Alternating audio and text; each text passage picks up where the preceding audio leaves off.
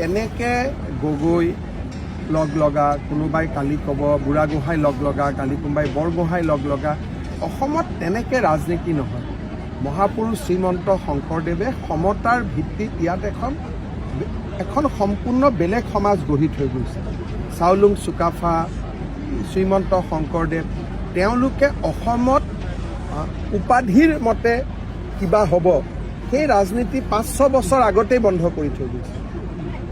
অখিল গগৈহঁতে বুজি পোৱা নাই যে এইখন অসম বেলেগ অসম, ইয়াতে এই ধৰণে ৰাজনীতি নচলে। কোনে কাৰ কাৰণে, সমাজৰ কাৰণে কি কৰিছে, কোনে অসমৰ বিকাশ কৰিব, উন্নতি কৰিব, মানুহে এইবিলাক চাই ভোট দিয়ে। অখিল গগৈক যিদিনাখনে ইয়াত কোনোবাই ভোট দিব, ইয়াতো দাংগা ফাচাদে হৈ থাকিব। আজি নেপাল বনিব, কালি কিবা বনিব, তেওঁলোকেতো নিজেই কৈ থাকে যে আমি নেপাল বনাই দিম, বাংলাদেশ বনাই দিম। গতিকে অসমৰ উন্নতি ক'ত হ'ব?